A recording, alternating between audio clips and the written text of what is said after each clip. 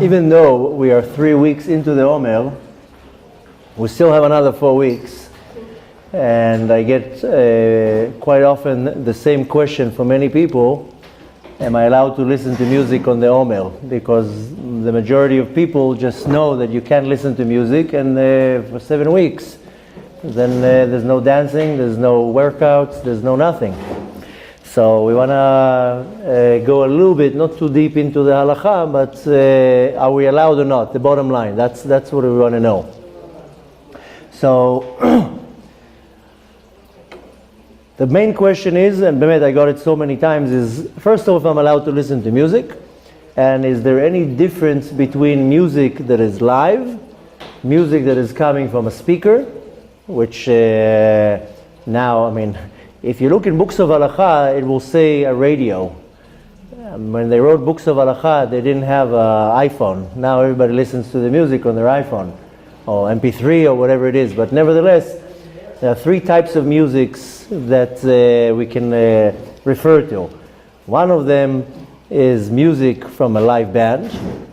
Another type of music is coming from a phone, from an MP3, from a radio tape, from a radio, from a CD. And the other type of music, when it's not really music, it's just vocals, what they call a cappella, that people sing and then make it sounds like music. And some of them do it so well you can't even notice. Sometimes these different bands, 3, 4, 5 people, one does another one bzz, bzz, and then it's you have a whole orchestra and it sounds really like music. So so we want to know the bottom line. We're not going to go so much deep into the actual halakha and where it originates from the Mishnah. But first of all, and most important, this is something that most people don't know, and it will come to most people as a shock, but the Shulchan Aruch paskins that the whole year we can listen to music. This can be found specifically in the portion of the Shulchan Aruch that is called Orach Chaim, in page 570, Tafkuf Samech, and the Shulchan Aruch decrees there that since the temple got destroyed, the whole year we're not allowed to listen to music. This is the halakha, that we are constantly in a state of mourning. But since we do listen to music all the year, because we're lenient, we makel. So we're lenient, so we're allowed to listen to music throughout the year. But really, according to Shulchan Aruch, if somebody wants to be strict according to Shulchan Aruch, no music the entire year. Just that the rabbinical authorities said, okay, listen, well, you can't listen the whole year music, then we'll be makel, we'll be very lenient, and you can listen to music throughout the year. Now, there's difference of opinions, of course. Some people go by the ruling of Sephardi, Ashkenaz. There's many different types of poskim. We're going to try to go through the majority of all of them, so that way everybody gets covered from what they follow. And the main 2 authorities that I can say that will be one representing the Sephardi side, in our generation at least, is Rav Ovadia Yosef. And on the Ashkenaz side, or to many other groups, is Rav Moshe Feinstein. These are the 2 authorities that many go by when it comes to halachic ruling. Both say the same thing, and when it comes to the Haomer. And this also applies in some cases also for the 3 weeks between the 17th of Tammuz till Tisha B'Av. But since this is far away from us, we're not going to talk about that. But all what we're going to talk about is kind of applying to that period of time. Just that period of time we're much more strict. But in this period of time, both poskim say, don't be lenient and don't be machmir. Do what the din tells you. Do what the actual law tells you. And if you want to follow the din exactly, then most of the music you can't really listen. So that will include a live band, which this is the real music. And it will include even a band that is not a live show, even in your basement. Not a radio, not a person on the street that is playing the violin, not through the phone, and not through anything. This is if you want to go what's called mi'ikar adin, the essential part of the law. then one should not listen to music. But now starts coming all the exceptions. The first exception is when it's a person that has a physical or mental or emotional sickness and they need the music. And this is where most of the leniency comes, is when it actually comes to benefit a person. So when a person is actually literally, there's a physical or emotional issue and the music is needed, then one is allowed, of course, to play it. Then, of course, comes the music when it comes a simcha. If there's a brit milah during the Haomer, you're allowed to play music there. It's a simcha. If there's a pidyon haben, if there's a siyum masechet. Now, most people, the custom is most people don't get married through the Haomer. Depending, the Sfardis, they go till Lag BaOmer, the Ashkenaz go till Shavuot. Some people don't go by either way. But nevertheless, if one would conduct a wedding during the Haomer, then they can listen to music. Same thing with the bar mitzvah. Now, of course, there's the strict opinion and the lenient opinion. We're going to kind of summarize the whole thing. But if there is a simcha during the Haomer, and the simcha will be a wedding, brit milah, pidyon haben, finish bar mitzvah, and a finishing of a masechta. This is called a siyum. These are the times that is considered a great simcha, a joy, and yeah, you're allowed to listen to music because it's a mitzvah. And of course, we're not talking about right now of the opinions that some people say, I don't want to have a simcha during the Haomer. I'll push the wedding a few more weeks, or some things you can't push. You can't push a brit milah, and you can't push pidyon haben, and also a bar mitzvah. So some people, what they'll do in a bar mitzvah, they won't do a big party, they'll do the party after the Haomer. But nevertheless, each one, they're already consulting their personal rav to what do they do and what customs they take. We're just going to very general cover the whole thing.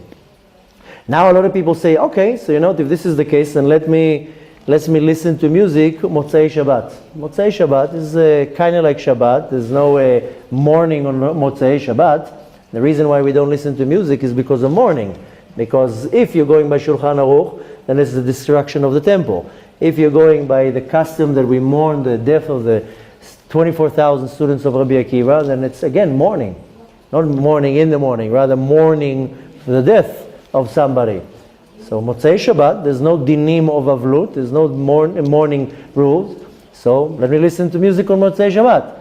So again, if you're going by the essential part of the law, then Motzei Shabbat you can listen to music. How about Lag BaOmer? Lag BaOmer you can listen to music. No question, everybody agrees, Lag BaOmer you can. Now it's already past the fact, but there is a big question in Halacha if people can listen to music on Yom Ha'atzmaut. As every corner of the street there's a big show and parties, and so this is already matters of opinion. Technically, from the essential part of the law, there's no problem to listening to music on Yom Ha'atzmaut. And of course, there are the ones who say, I don't even accept Yom Ha'atzmaut as any type of a holiday, and for me it's just a regular day, therefore I'm not going to listen to music. So we're not going to get into the whole sugya about Yom Ha'atzmaut, that dafka to the opinion of most, and I emphasize most of the gdolim of our generation, Yom Ha'atzmaut should be celebrated. And I'm talking about the most of the gdolim of our generation, not the one or two, that they say, listen, we're not happy with the fact that the Israeli government is secular and that they're running the country in a corrupt way. But the fact that we got our country, this is a big miracle. This is a beginning of the redemption. We got our country, we got our land. Okay, so we don't biblically have a Bet HaMikdash, but you know what a miracle it is that Hashem gave us our country, our land after 2,000 years when Jews never lived here. It was a deserted place, and it was a miracle. But we're not going to get into that. That's another class. Maybe if you're interested, we'll talk about that. The opinions of the Gdolim. The Gdolim is the great rabbis in our generation. I can tell you for at least local to us, Nogea to us, the chief rabbi of Tzfat, Rav Shmuel Eliyahu, he's very strong about this. This is a day of celebration. This is a miracle. I heard him give a drasha not too long ago. He's like, Yom Ha'atzmaut? Okay, he says, I'm also not happy with the fact that the government is a secular government and it's not running the country according to the rules of the Torah. But the fact is we got our country?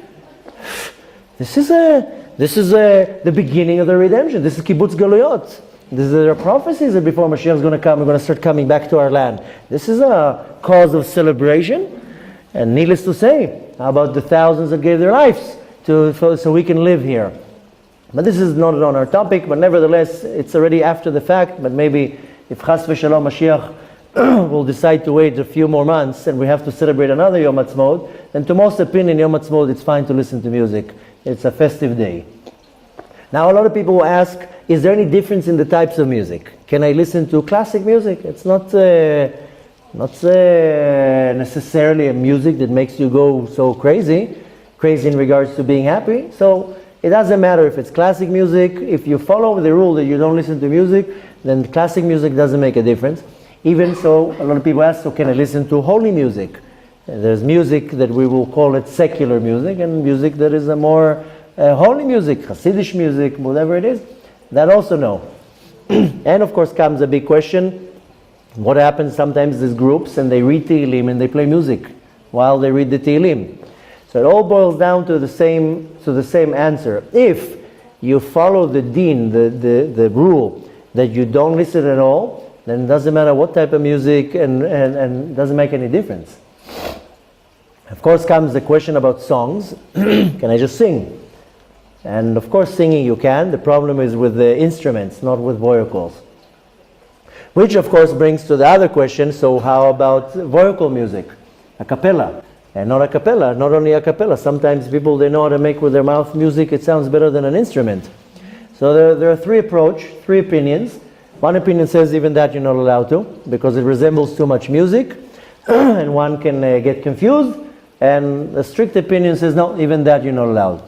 A more lenient opinion says no, you're allowed. It's not music. The problem is the actual instruments.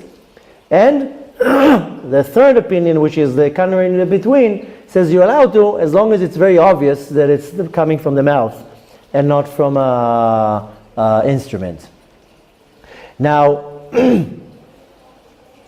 the majority, when I'm saying majority, I'm referring to halacha authorities. The majority says that what we need to prevent is mainly the instruments. Not a radio and not an MP3, rather the actual instruments when you have a live band.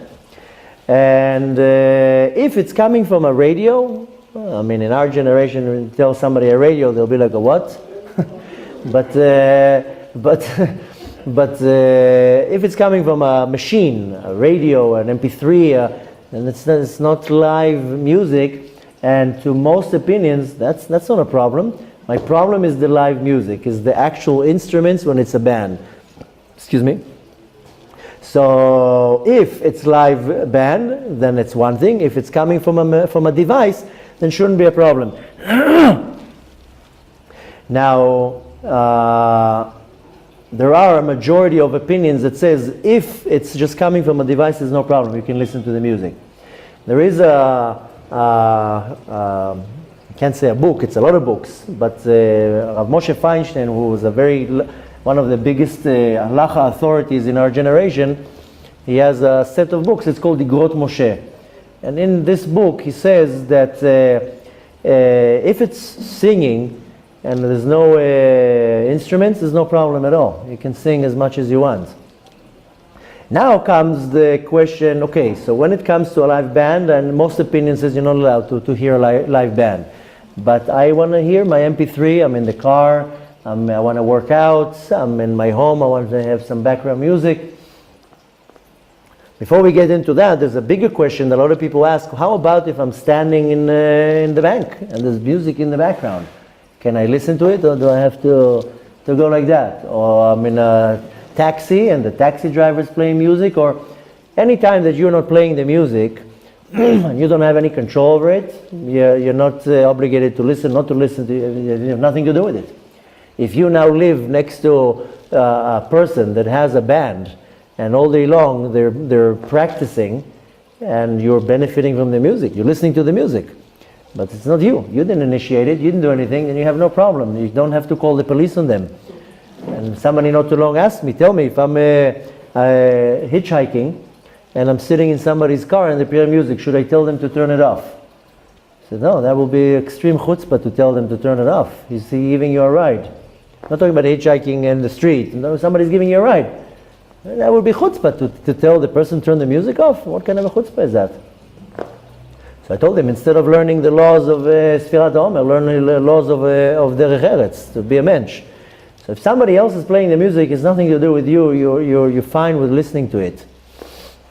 Now, there are a majority of poskim that they say that as long as it's not coming live from a band, you have no problem in listening to it, because the main problem with the music is when it becomes festive. And if you go now to a live band and to a live show, or let's say a wedding with a live band, makes you dance and makes you happy, and you usually will get it, how do you say, get into the groove. When you're listening to music on your phone, you're not going to start dancing in the middle of the street. Some people do, but Zev, the dance is in the corner there. So most people, they walk with the music, they're not going to dance. The problem is what's called the chagigiyut, when it's festive and a celebration. When you're listening from a band, most likely you might start dancing. You're listening from a device, you're just listening to your pleasure. So there is a large amount of halacha authorities that say as long as it's coming from a device, there shouldn't be a problem at all.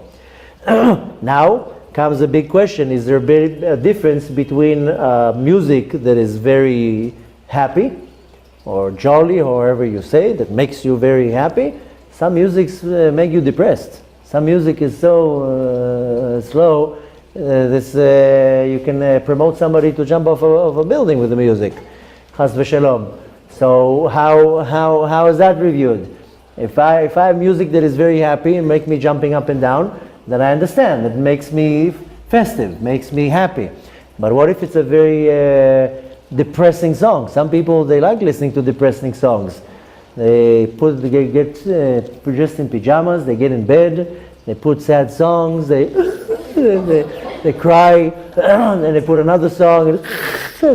So some people maybe need to get some emotions out. But nevertheless, there is a difference between the festive songs and the sad songs. Now, again, going back to the halacha authority of the Igrot Moshe, he says that a sad song isn't a problem, because it makes you sad. But a happy song, that will be already more of a problem, because it gets you into the mood. Now, mainly the ikar isur, the main part of the prohibition in music, is to make me dance and to make me very happy. That's the main problem. And the words it's used in the words of halacha is rikudim, dancing, and mecholot. Now, I didn't find a right word in English for mecholot. To dance, I can dance by myself. And in the closed room, I can put music and I start dancing. And usually when it's only me in the room, I come up with moves that the world have never seen. But that usually happens when there's only walls and me. And suddenly I stretch my abilities to put Michael Jackson to shame. But once I'm in public, suddenly But nevertheless, this is rikud. Rikud is dance. I can dance by myself. Mecholot is when it's a group of people. It says about Miriam and Neviah, after they cross the sea, there's Shirat Hayam, and then there's another Shira, V'titze Miriam v'tov beyada, and it says that the women, they went out b'mecholot. Mecholot is, a group of 100 women, and they dance usually in some type of a group. There's a show there. This is called mecholot. So ikar isur, the main part of the isur, of the prohibition, is the actual dancing. And when it's festive and it's like in a wedding, sometimes in a wedding people just throw their hands in the air. And sometimes it's like organized dancing. It's like a conductor and this group is going this way and that one is going that, and then the hands up and everybody's doing the move. Nevertheless, this is called mecholot. This is the isur. Now, so we gave a little bit of information from Moshe Feinstein, which a very large majority of people, that's who they go by when it comes to halacha. But we also have another side of the halacha, that the Sfardis follow, and the authority in our generation is Rav Ovadia Yosef. And a lot of this information can be found in one of his books called Chazon Ovadia. But nevertheless, he says it's best if you can be strict, if you can be machmir, and not to listen to music and not dancing and not nothing. If you can. The words that he uses is nachon leachmir. It's the right thing to do. But mikar adin, from the essential part of the law, one is allowed to listen. And allowed to listen, and as long as I'm not talking about listening to music, not starting to dancing in the streets and going crazy. Now, there is another book that he wrote called Yachveh Da'at, and there is a big separation between a live band and a device, which can be an MP3, a phone, a radio, whatever it is. When it comes to a live band, there's not even a question here. All opinions will not allow you to listen, because it will bring you into a festive mode. And there are concerts that they play sad songs. When I was a teenager, there was one singer, I think he brought the death toll in Israel to everybody was listening to the music and right away becoming depressed. But nevertheless, usually when it's a live band, makes you happy. But anyways, according to the opinion in the book Yachveh Da'at, Maran Ovadia Yosef, he says that there is a chiluk, there's a separation between an instrument and a device. An instrument, there's no question here, and the device, like he said before, mikar adin mutar, from the essential part of the law, you're allowed to. Now, there are more opinions. There's another opinion, another authority in halacha, Rav Eliashiv, that, like we mentioned, he quotes the Shulchan Aruch. The Shulchan Aruch says the entire year you're not allowed to listen to music. But he says the chumrah here, if you don't listen, is a chumrah. It's not something that you have to do. It's just you adding on yourself an extra strictness. But you are allowed to listen when it's coming from a device. This is just a chumrah, an addition. And of course, there's a big difference between soft songs and loud songs. And the majority of most poskim from all the different types of groups, at the end of the day, every person, they go by what halacha authority they follow. Some people, they go by the halacha authority of Rav Ovadia Yosef. Some will go by Moshe Feinstein. Some will go by Rav Eliashiv. Each one goes, they choose to their halacha authority, and each one should actually look into whatever halacha authority they follow, what they're governing. We're talking here very general, and also to see that it boils down to that the majority do allow. Now, the majority of halacha authorities all will allow to listen to music when it comes to what's called refuat hanefesh, the healing of the neshama, of the soul. Sometimes a person just needs to hear a little bit of music to calm down, to get a little bit of simchat chaim. Life is not so easy. In case you didn't notice lately, we're all dealing with something. So sometimes just a quiet couple minutes and listening to some nice songs, and music does heal the nefesh. And most poskim will allow to, if it's not too loud, you don't have to start bombarding the room now with boom boxes and bass and a little bit of soft music, just to listen, to calm you down. People, that's healing for their nefesh. So there are many halacha authorities. One of them is Rav Scheinberg, who says also music for refuat hanefesh is allowed. It's good. It's a person, one person, and of course I'm talking about here normal music, not starting to go crazy. There's another halacha authority many people go by, Israel Pesach, a Feinhandler, that he's also saying the refuat hanefesh is allowed.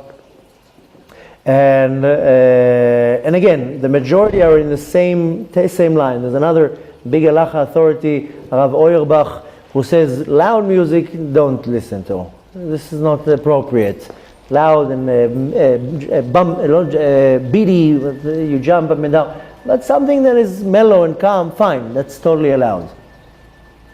Now, how about when I just work and I want to listen to background music, and I drive, or I'm standing in line somewhere, I want to just listen to what's called background music. I have no intention of dancing. So again, to the most halacha authority, that you're allowed to listen to background music as long as it doesn't bring you to dancing. And then this is again also about in Igrot Moshe by Rav Moshe Feinstein. He says the background music, it's totally fine. The point is when it starts making you dancing. Now we have these are more of halacha authorities in our generation, but if we go a little bit back, there's another major halacha authority that the majority go by, and he's called the Magen Avraham. The Magen Avraham says you're not allowed to do dancing and what I said, the word mecholot. If you have a word in English, it will be helpful for my vocabulary. Group dance. Group dance? Okay, I could have come up with that. What? That's what they say. It's called group dance. Oh, but in Hebrew they have a word for that. So, but nevertheless, we'll call it group dance. The Magen Avraham, which is a halacha authority that the majority follow, he says the problem is you're not allowed to have dancing and group dance. But music, we never talked about music. Music is not a problem. So, and again, a lot of this, now I'm just kind of giving you the general idea, not going into the depth of where it's discussed in the Mishnah and in previous ruling of halakha. In Rambam, for example, this is going about 1,000 years ago.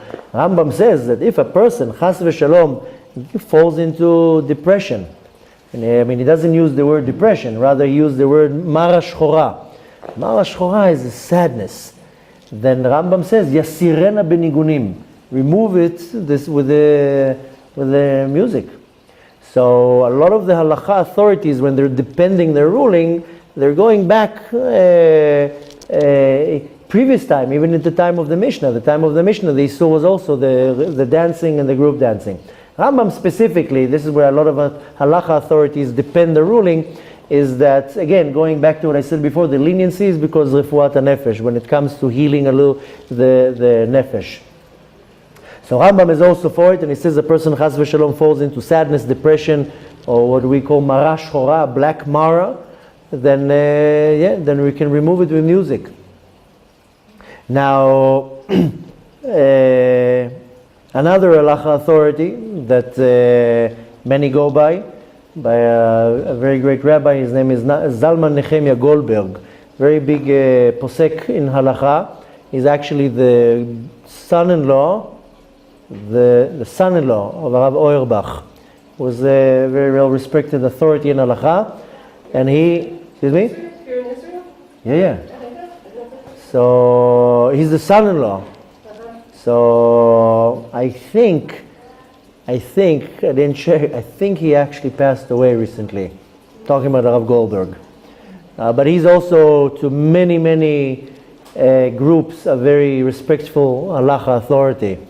His name is Zalman Nechemia Goldberg, and he happens to be the Chatan, the son-in-law of Rav Auerbach. Nevertheless, he gives a psak halacha that from a radio or MP3, a disc, whatever it is, you're allowed to listen to music.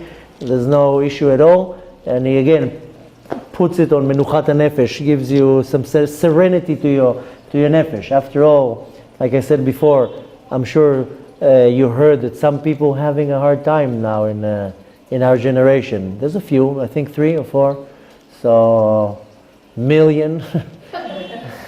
So our generation is a very, I don't know if to say the word disturbed because it doesn't sound nice, but disturbed because there's a lot of disturbances, not that they're disturbed. A lot of stress, a lot of hardships, a lot of stress going on. And if the music brings you a little bit of what's called menuchat nefesh, some serenity to the nefesh, then fine. And another big halacha authority, specifically in the more Sephardi side, is a rabbi called Yosef Kapach, and he also gives the same psak halacha. He says from a radio and from a device you're allowed to listen to music, no problem at all. But no instruments. Instruments is a whole different thing. And again, just to reiterate, it's instruments when you go to the show and you listen, not when a neighbor is standing outside. And sometimes we have the guy here that plays with the violin. We're not going to go and tell him, Habibi, you are 150 meters away from me, you got to go. This is the guy needs to make a living. So, But nevertheless, this is okay, of course, referring to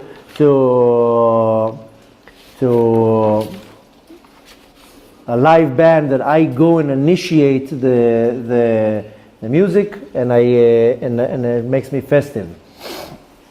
Now, another very big authority in halacha in our generation, specifically to the Sfaradim, is Rav Mazuz, and he paskins that the not listening to music is a chumra al chumra, is being strict on a strictness, and he says there's no source to it.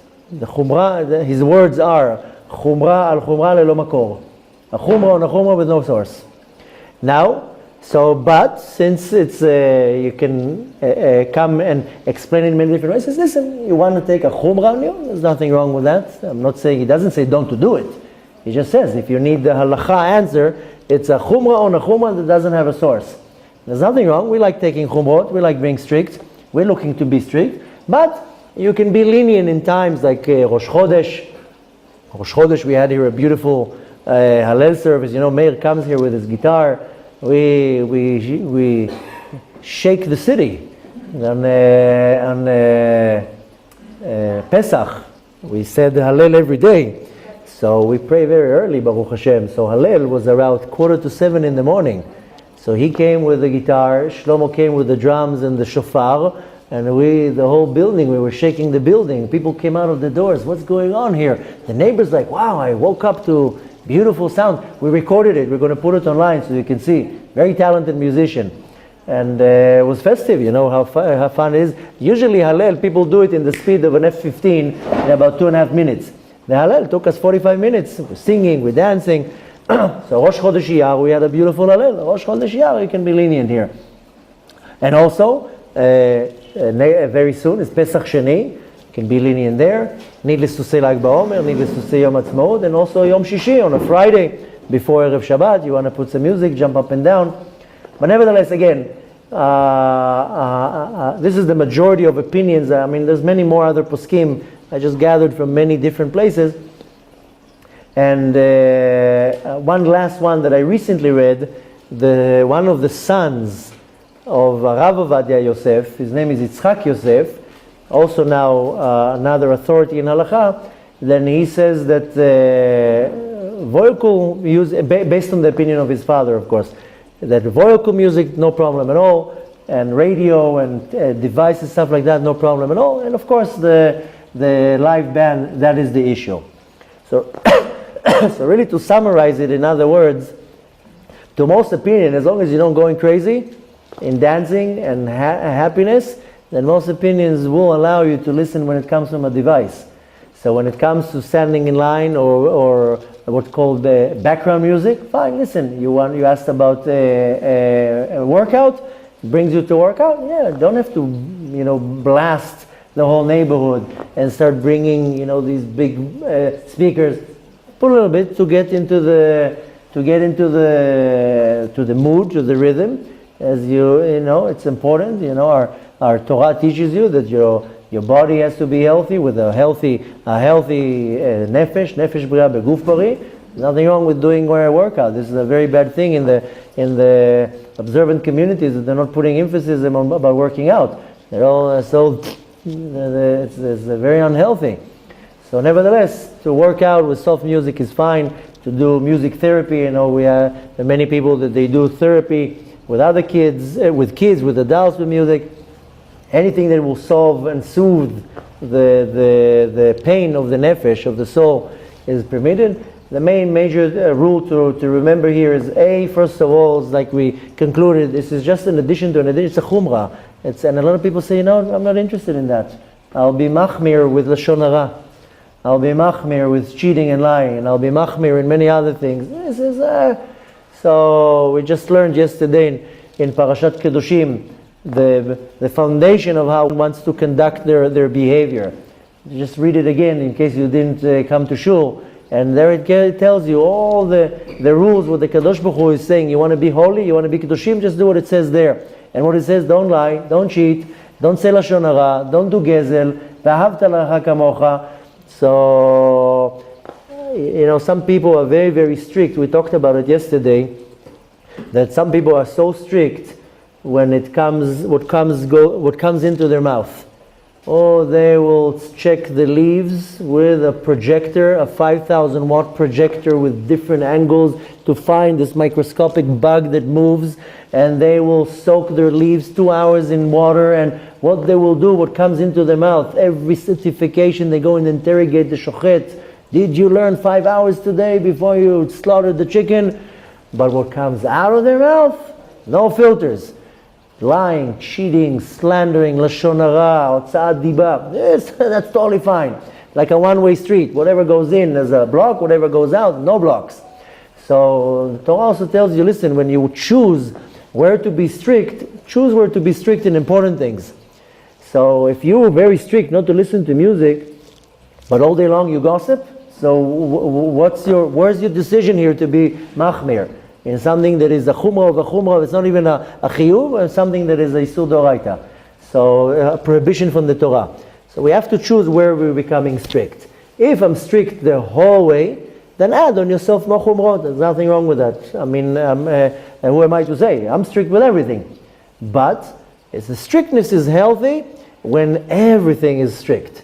If I'm strict only in something that is irrelevant, but then I go and do many other things that are prohibitions from the Torah, and I brush it off, what is good the fact that I'm not listening to music? Suddenly I'm a holy individual because I don't listen to music, but I cheat in business, and I lie, and I slander, and lashon hara, and all day long go and go against the Torah, so my strictness is worthless. So to summarize it in simple words, you got to remember that when it's a live band with instruments, that's the problem. The problem is the live band with instruments that brings you to dance. This is the major problem. All the rest is an addition, and you have difference of opinions. You have to choose which source of halakha you follow, and you consult with your Rav, what you follow. Now I gave you just a bunch of names that are halakha authorities. A lot of people say, I don't go by Rav Feinstein, I don't hold by Rav Avad Yosef, I hold by so-and-so.